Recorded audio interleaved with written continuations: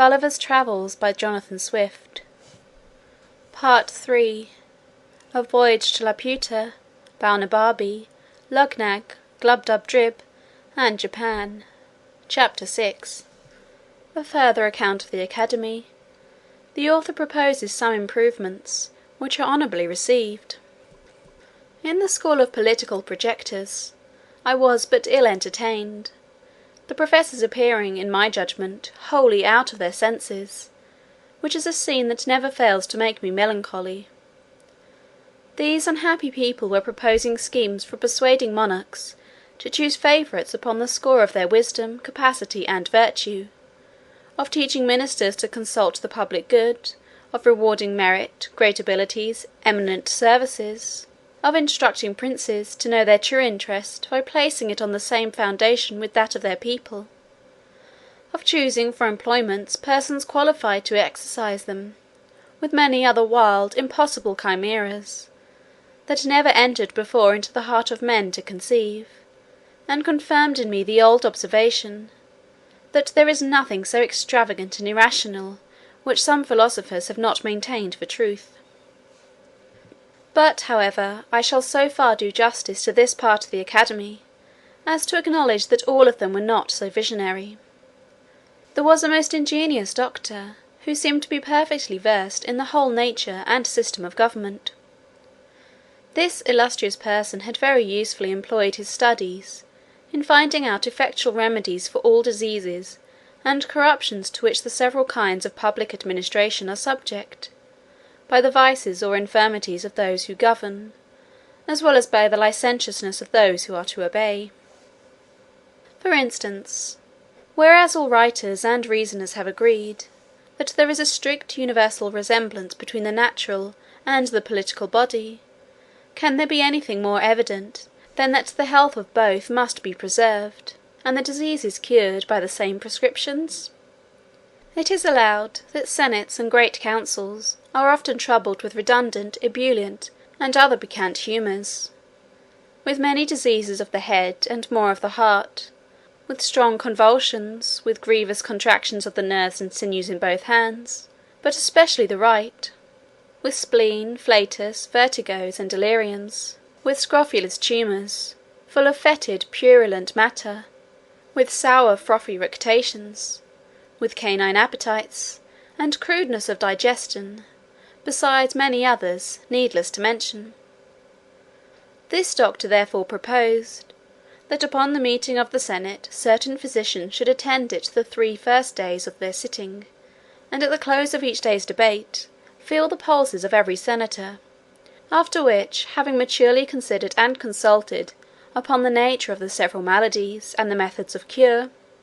they should on the 4th day return to the senate house, attended by their apothecaries stored with proper medicines, and before the members sat, administer to each of them lenitives, operatives, abstersives, corrosives, restringents, palliatives, laxatives, cephalagics, icterics, apophlegmatics, acoustics, as their several cases required, and, according as these medicines should operate, repeat, alter, or omit them at the next meeting. This project could not be of any great expense to the public, and might, in my poor opinion, be of much use for the dispatch of business in those countries where senates have any share in the legislative power, beget unanimity, shorten debates, open a few mouths which are now closed,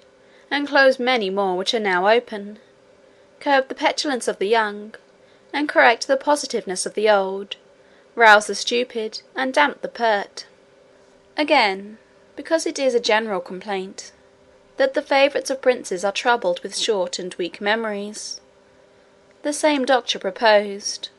that whoever attended a first minister, after having told his business, with the utmost brevity and in the plainest words,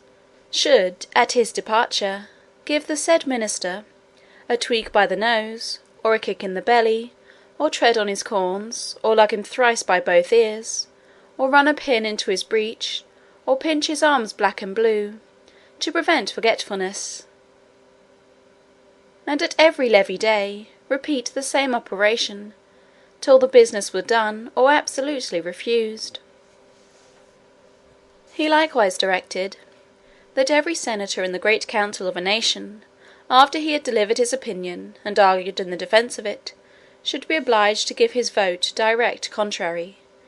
because if that were done, the result would infallibly terminate in the good of the public. When parties in a state are violent, he offered a wonderful contrivance to reconcile them. The method is this: you take 100 leaders of each party, you dispose them into couples of such whose heads are nearest of a size, then let 2 nice operators saw off the occupant of each couple at the same time, in such a manner that the brain may be equally divided.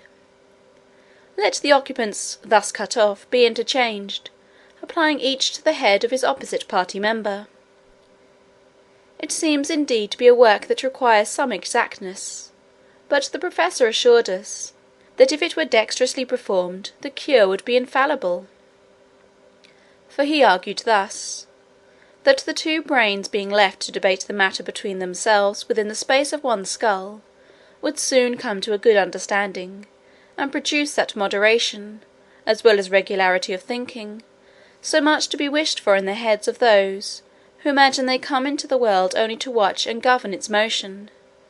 And as to the difference of brains, in quantity or quality, among those who are directors in faction, the doctor assured us, from his own knowledge, that it was a perfect trifle. I heard a very warm debate between 2 professors, about the most commodious and effectual ways and means of raising money without grieving the subject. The first affirmed, the justest method would be to lay a certain tax upon vices and follies, and the sum fixed upon every man to be rated, after the fairest manner, by a jury of his neighbours. The second was of an opinion directly contrary: to tax those qualities of body and mind, for which men chiefly value themselves, the rate to be more or less according to the degrees of excelling, the decision whereof should be left entirely to their own breast. The highest tax was upon men who are the great favourites of the other sex,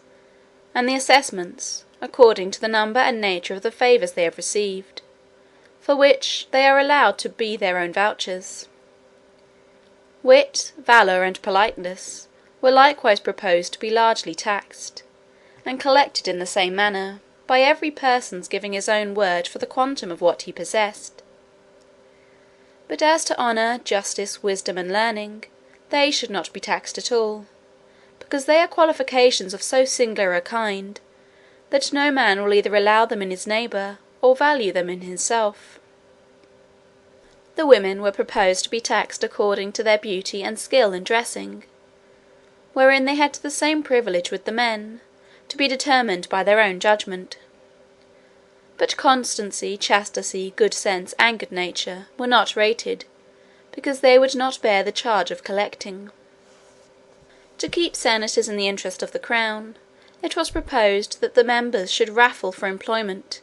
every man first taking an oath, and giving security,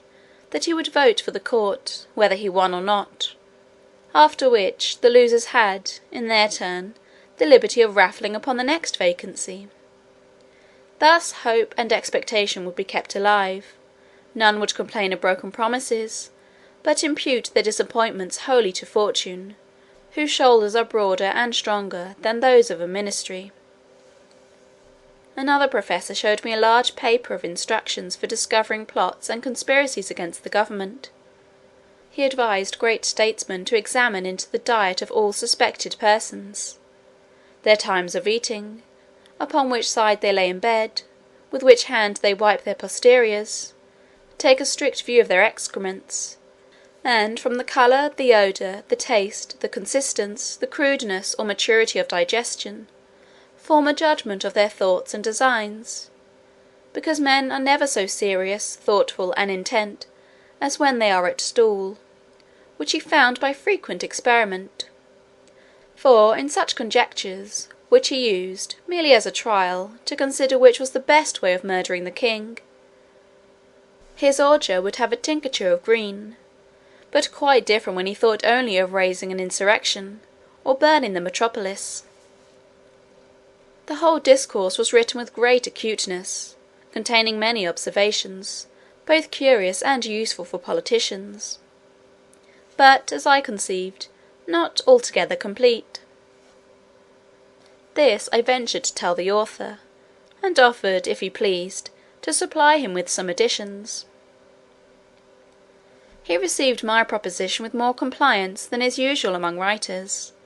especially those of the projecting species, professing he would be glad to receive further information. I told him, that in the kingdom of Tribnia, by the natives called Langdon,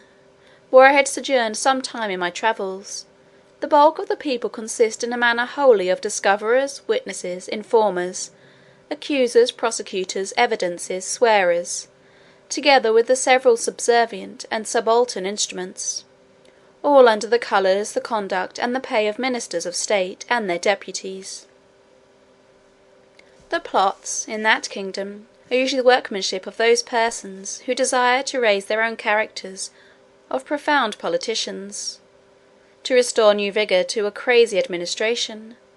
to stifle or divert general discontents, to fill their coffers with forfeitures, and raise or sink the opinion of public credit, as either shall best answer their private advantage.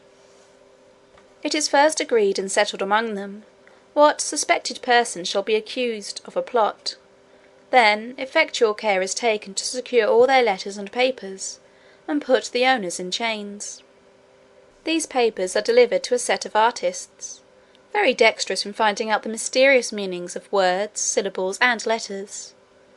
For instance, they can discover a close stool, to signify a privy council; a flock of geese, a senate; a lame dog, an invader; the plague, a standing army; a buzzard, a prime minister; the gout, a high priest; a gibbet, a secretary of state; a chamber pot, a committee of grandees; a sieve, a court lady; a broom, a revolution; a mousetrap, an employment; a bottomless pit, a treasury; a sink, a court; a cap and bells, a favourite; a broken reed, a court of justice; an empty tun, a general; a running saw, the administration. When this method fails, they have two others more effectual, which the learned among them call acrostics and anagrams. First, they can decipher all initial letters into political meanings. Thus N shall signify a plot; B, a regiment of horse; L, a fleet at sea. Or secondly, by transposing the letters of the alphabet in any suspected paper, they can lay open the deepest designs of a discontented party. So, for example, if I should say in a letter to a friend, "Our brother Tom has just got the piles," a skilful decipherer would discover,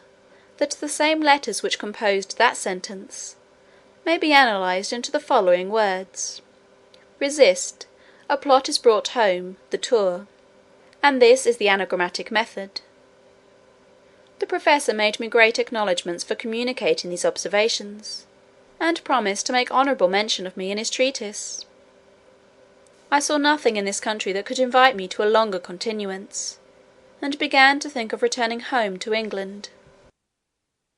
Part 3, Chapter 6.